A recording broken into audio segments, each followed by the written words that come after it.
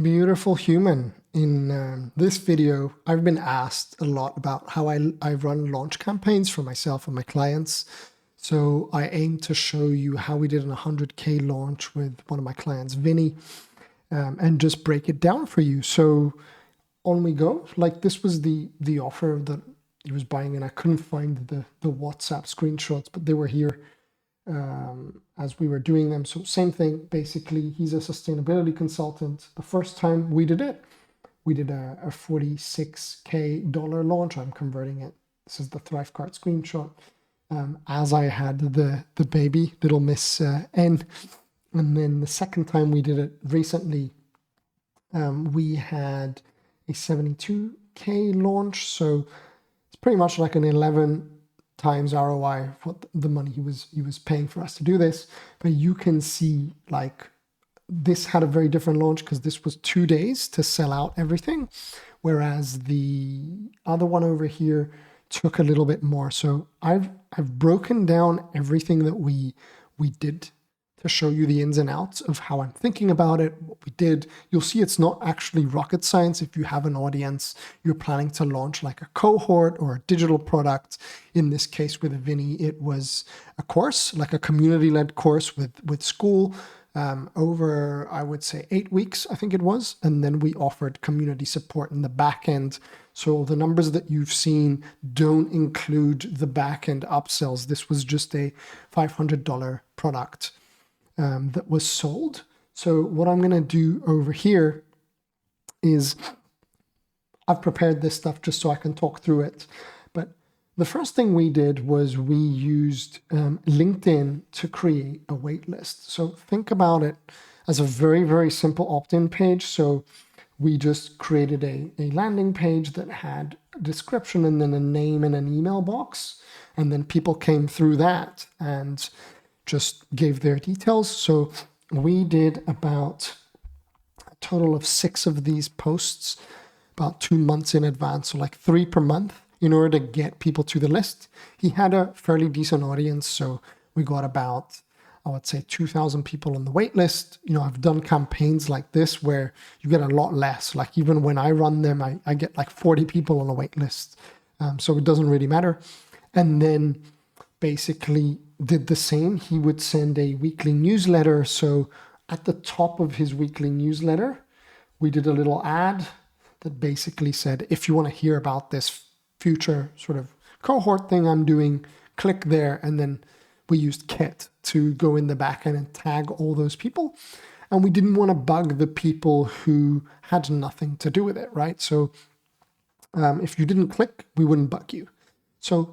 So far, so good, right? So basically, in these posts, you do a PS. If you want to join the wait list, off you go, and then do that about a few times. If you have a smaller audience, then you're going to probably have to do that more frequently. But we found with that sort of cadence, he has just over 100,000 followers, worked really smoothly. And then on the list, every time he wrote a weekly email on Saturdays or Sundays, I can't remember which day, we would do the same little ad here at the top. And also at the bottom of the email, we said, PS, get on the wait list. So each of these times we gave ourselves about 2 months in advance to prepare.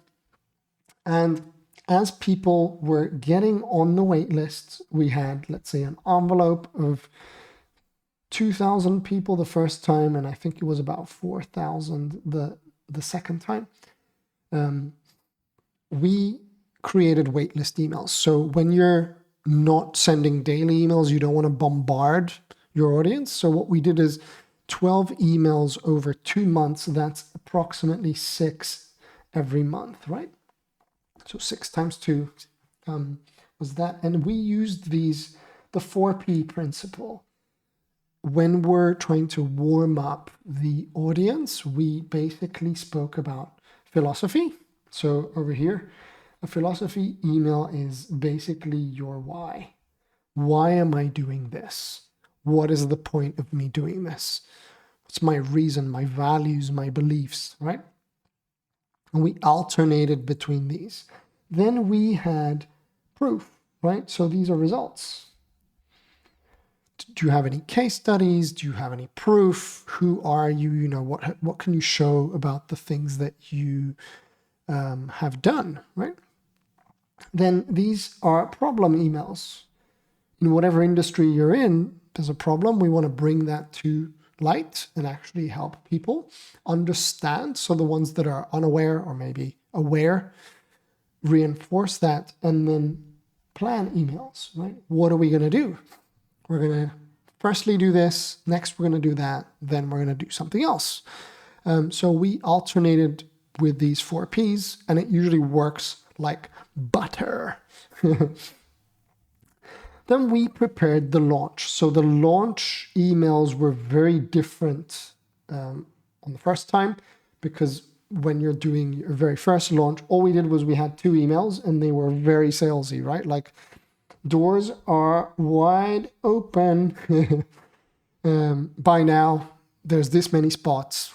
I think he had 40 spots or something like that the first time. I can't remember what the exact numbers were. So you open the doors, and then the second email, we just literally said, there's this many spots left, right? And it's sold out.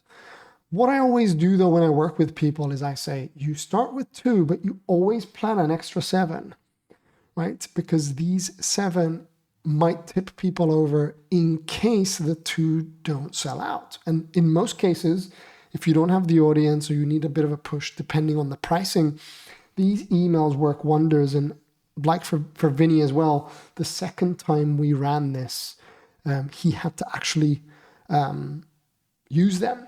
So what I do is in these emails, I rotate my timer framework. So when you do sales calls, you have objections about time. It's not the right time. Identity, money, energy, and reputation. So those are the 5 objections that you would normally have. We use those to rotate around and pre-handle those objections that are going in their head. We also mention bonuses. So bonuses could be early bird pricing for somebody who is coming in. We want to reward that behavior.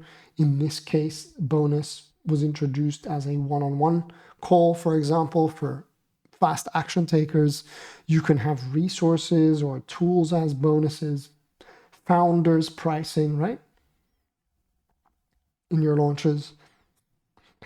The pricing again reflects on founders. So what we did here is, like, regardless of what happens in the future, you're grandfathered this price. The other big thing that I am quite big on actually is improvisation. I studied jazz and I was pretty good at picking up the guitar and just jamming to anything. It's like the NBA finals, right?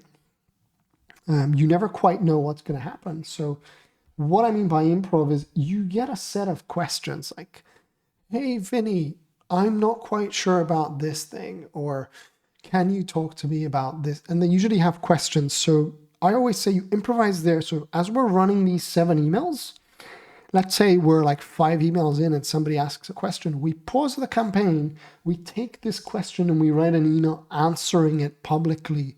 Because usually if one person has that question, 100 other people do as well. And then what we didn't fear is the frequency of these emails towards the last, the 6th or the 7th day.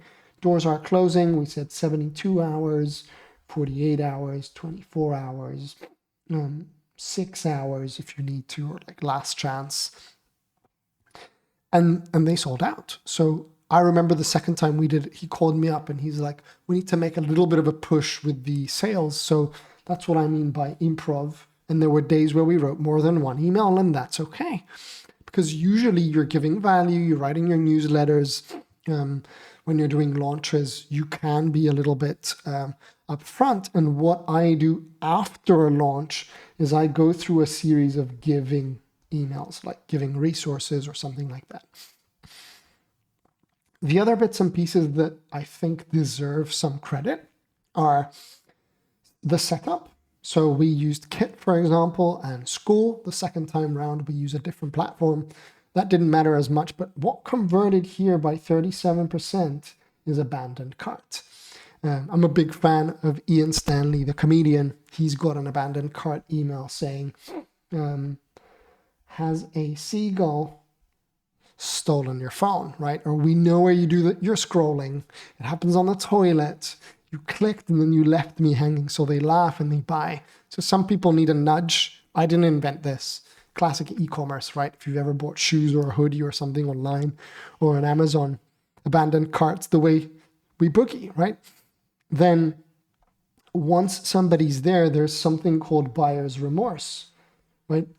As soon as you press the buy button, you want to feel good. If they leave you hanging there, you start to question and doubt things. So welcome on board with a big gift, some nice memes, some feel good stuff. And then usually with cohorts, they start a few days or weeks later. So you want to onboard them, right? You want to have like a video saying welcome. You can use Notion to embed it and write a few things. Give them something to do, right? Over that period of time in anticipation. And then once they're onboarded into a community, get them to introduce themselves, right? Then it starts to move. So these are the bits and pieces that I wanted to share today in terms of running a launch. So hopefully it gave you some insight on how you do them. If you have any questions or you're running a launch, I love funnels, I love offers. I've done anything between, $1 all the way through to 100K in offers sold with docs. So cohorts, evergreen, low ticket, high ticket, all of it. Drop questions down below and I'd be more than happy to help you out. Thank you. Hit subscribe and I'll see you in the next video.